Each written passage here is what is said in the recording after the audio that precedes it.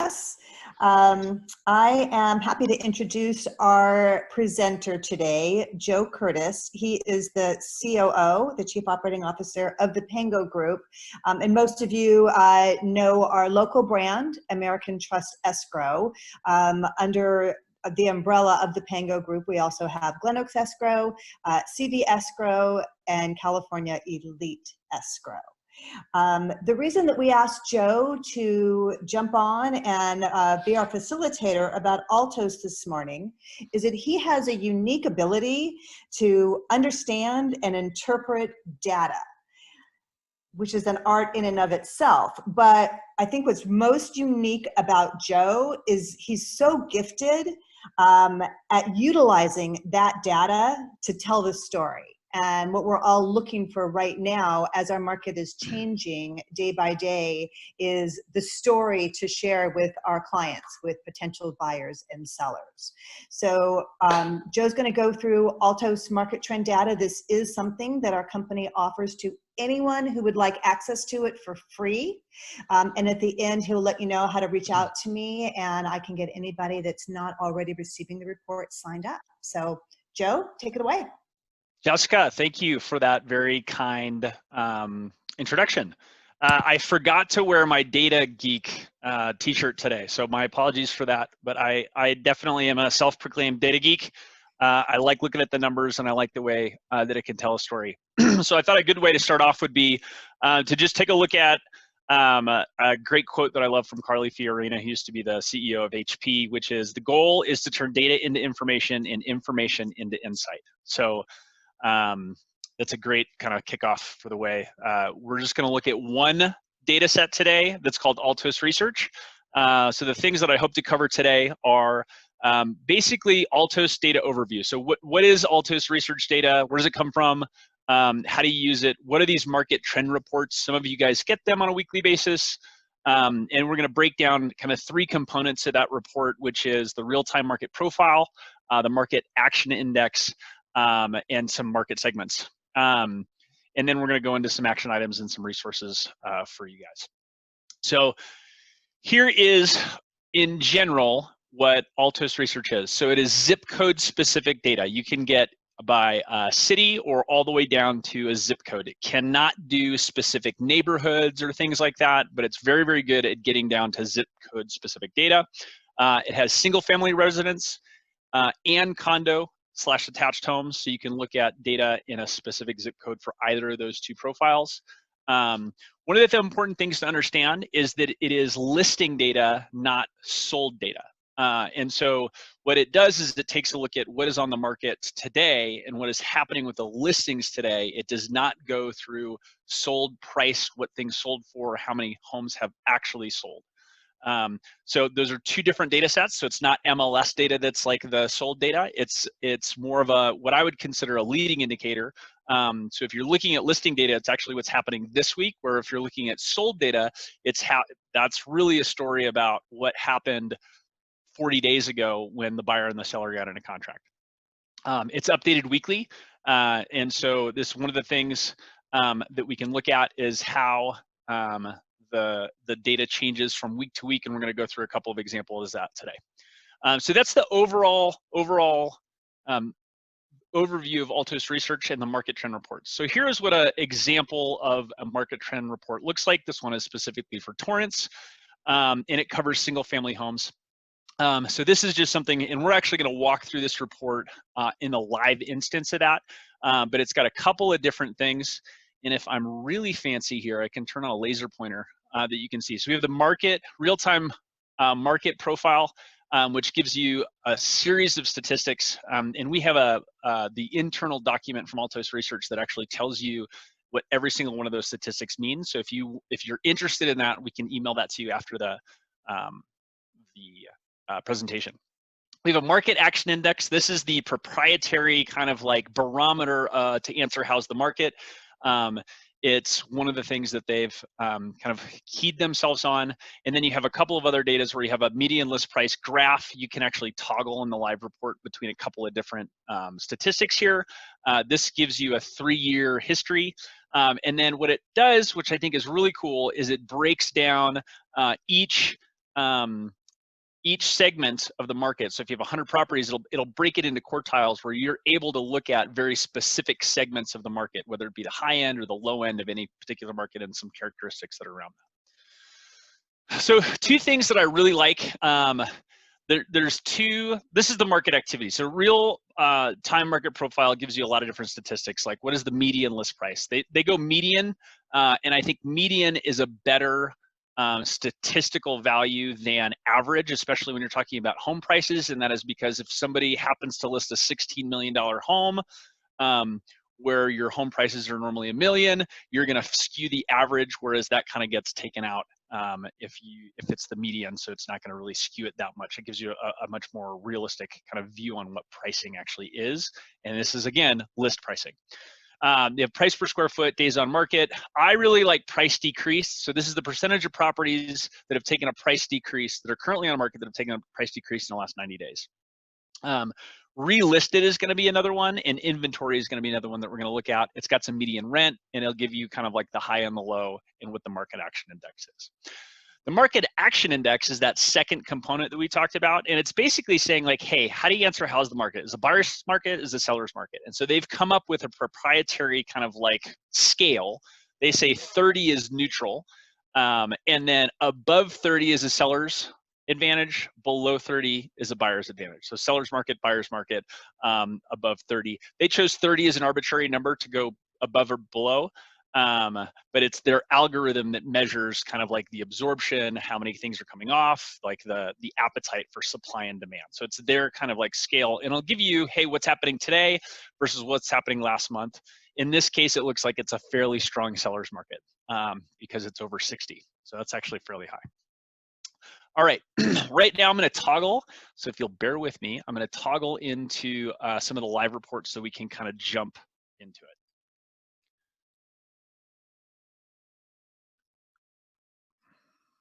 And here we go. Okay, so hopefully you can see what is on my screen right now. This is a report of Torrance, California. I'm going to walk through. So we basically walk through what would look like a PDF. So this is something that we just saw. We looked at the real-time market profile. We looked at the market action index. There are a couple of features that I want to point out to you in these reports, because when you get them, you can get them via email. You get a link to it, and then this is obviously single-family residences. You can toggle really quickly over to condos. So condos are a little bit different than houses in this. You can see the median list price has changed. The percent with the price decrease has changed. So this will give you condos versus single-family residences. So you can toggle easily between those two reports. A couple other things that I think are interesting is you can really quickly email this report. You can download a single page of this. And so, you know, if you just really quickly, this is something where we saw earlier, it formats really nicely, and you can actually do a digital copy and kind of freeze this. All right, well, let's look at a couple of these leading indicators. And when Mike Simonson, who's the CEO of Altos Research, he's actually been doing weekly market updates for the country. I got an email at 9:21 from him this morning, and he is doing some really good kind of 2-minute videos that I would highly recommend you check out. And he's going through the Altos Research statistics kind of on a macro level and saying, hey, right now in April, home prices are pretty much stabilized across the country, because he has this 30,000-foot view. We get to take a little bit more specific view. And so one of the things that I think is important to look at in the market today is not necessarily median list price. List price is going to be what it's going to be. It's going to be a product of the action and the homes that are coming on the market. But I think right now during a pandemic, I'd be really interested to see what percentage of properties are with a price decrease. And so if we're looking at this, so we've toggled over to get the more charts. You're looking at a couple of lines here. You have this really squiggly line, and then you have a more kind of smooth, even line. Those two are two different averages. And so basically, the smoother line is the 90-day average. And so we can remove that here by just clicking here. So, and now we're looking at the 7-day average. Well, this is giving us from Friday, April 10th is the last day that this was updated, all the way back through April 14th in 2017. Now, I don't know about you, but I'm not really that interested in April 21st, 2017. So what I'm going to do is I'm going to take this graph and I'm just going to focus on an area that I think should be interesting. So let's call it but from the beginning of the year. So now what I've been able to do is I've been able to focus in on a very specific time frame just by clicking and dragging on the graph. And so what we're seeing is since January, we've been seeing a decline in the number of properties with a price decrease, right? Over time. And so that means it would indicate, like if you scroll up a little bit, a heavy seller's market. Because if less properties are taking price decreases, that means there's enough of demand for them. And so what I would really want to pay attention to, because I think that this is a leading indicator for us in any kind of zip code that you're looking at, is what is happening. So let's not look at the 90-day average. That'll kind of tell you the trend. I want to know what's going on right now. In healthy markets and in normal markets, you would typically see this number between 30 and 35%. And so something's going on here in Torrance as it relates to the number of properties that are taking a price decrease. Could be that they're not getting offers, they're just kind of frozen. So that's something that can tell part of the story of what's happening in the market. Another thing that we could also look at is inventory. So inventory, while has been trending down over the last 90 days, so you look at this 90-day average, you're seeing a slight uptick in the inventory that is happening in Torrance. This is, again, we're talking about single-family homes. We haven't done condos. And we're looking at the same time period. So you can zoom in. Let's take the 90-day average out, and we can look at, well, we got 79, 66, and our inventory is slowly creeping up. So it's as high as it's been all year as of Friday the 10th. 79. Okay, so it's one less than the highest been all year. But we're getting close. And what's interesting to me is through March, we're seeing a slight increase. Now, in normal markets, you would continue to see this climb because it's March, it's the spring. People are starting to buy more houses. But so this is something that I would really monitor to see whether week to week this number is going up or going down, because I think it's going to have an impact on whether it's going to be a buyer or seller's market. And so these are the things in this uncertain time where people are not able to go, you're having a hard time showing homes, with all the things going on. You want to take a look at, I'd say specifically these two numbers, inventory and property with a price decrease. The other thing that you could look at is relisted. So relisted are things that have come off the market and then have come back on. I think that we're going to see a high percentage of relisted because, a lot of properties have been put on hold and then taken out of the MLS so they don't accumulate days on market. The way that will show up in these reports is they'll show up under the absorbed numbers and then they'll come back on. And so you'll see this relisted number continue to rise. I think that's a good indication of seeing, hey, things are coming back on the market. I would pay attention to this number. Typically, 8, 10, 12%, not a super high relisted number. But I think that this is a statistic to keep an eye on over the coming days. The last thing we'll look at here is if we're looking at the market segments, I really like this because it's like if I want to drill down a little bit more, and I know a specific zip code, but I'm actually looking in the million to 1.2 range. I'm going to really pay attention to here, this top area, and it's going to tell me, hey, what's the median square foot, the typical lot size, how many beds and baths, how old the homes are, how many new have come on in the last week. So this is this week's data, and how many were absorbed. Absorbed doesn't mean sold. It just means it's now come off. It could have been parked, right? And it's not showing up on Zillow or the MLS because it's not accumulating days on market. And it'll give you the average days on market for each of the segments. So you can see, this 850 range is really the kind of the hottest area in the market. You got 8 new, you only have one area absorbed, but the days on market is 21. That's pretty low from what I've seen. We could look at another, and this is another great way to kind of come in and just dive into a report. So if you have this report, you've opened it up on your browser, and you can say, hey, I want to look at Del Mar, California, because that's kind of a cool town. Let's go Del Mar. Let's view their full report. All right. So very, very different. Del Mar right now is showing a 31, which is about as close to neutral as you can get. Very, very slight seller's advantage. I think really close to dip into a buyer's advantage. You can take a look at the number of relisted is 24. Your price decrease is 33%. And you've got a couple price increase, which is can be a indicator of flips. So again, we're looking at relisted has been climbing, but right now, week to week, we've declined. So I'd like to see if that's going to go up. Let's see the percentage of properties with the price decrease. So really high. So I don't know if you remember in Torrance, we were looking at like in January 30 to 35%, and it was diving down to like 18%. Well, we're in that 33% range. And it's been as high in January as 47%. So that's a lot. The large percentage of the properties are taking a price decrease in the last 7 days relative. So anyway, you can look at days on market. Obviously, the days on market, and this is not as liquid a market as Torrance is. You get a lot higher price points here, it looks like. Where the days on the higher is going a little bit quicker than any of the other market segments, which is interesting to me. And then you get at these lower market segments, and I'm laughing to think that like the $3.4 million is the lower market segment, but it is, and it's been sitting on the market a little bit longer, almost twice as long as the higher end, and those are median prices in that quartile. So one more time, just to summarize this little table down here, if you had 100 properties that were currently listed in any given geographic area that you're choosing for the report, what it's going to do is it's going to take 25 of those properties and put them into quartiles. So the top 25 properties would display this, these statistics.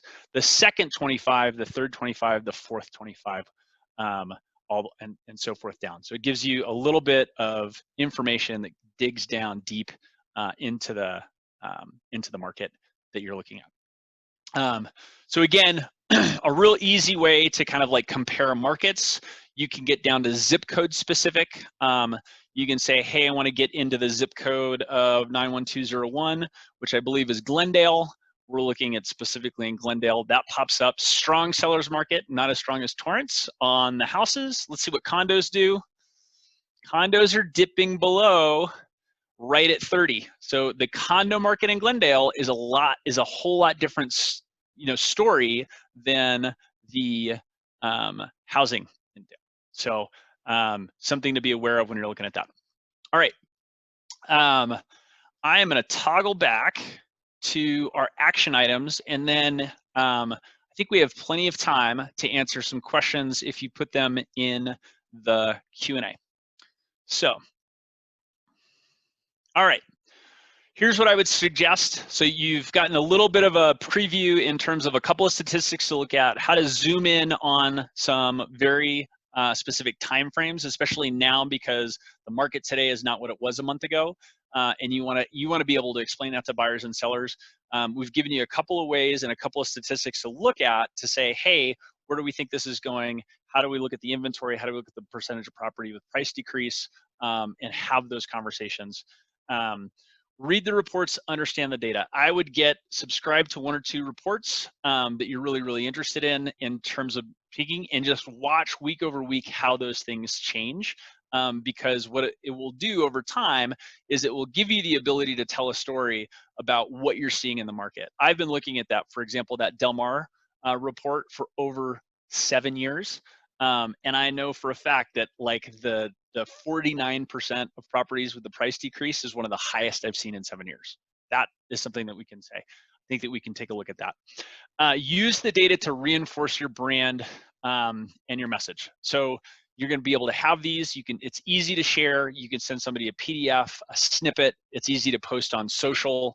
But use the data to reinforce your brand and your message, which I think just positions yourself as a market expert. Altos Real, as Jessica mentioned earlier, these guys are available. These reports are available to you, your clients, to anyone. We will give them away for free because we believe that a more educated populace or a more educated client is a better client, and we want to be able to just provide really valuable information into the marketplace so that you can make really good, solid decisions about buying and selling a home. So Our resources are Jessica. I'm not sure she knows going to put her picture on here, but here's her contact information. Write it down. She's the expert on helping you use data to reinforce your brand.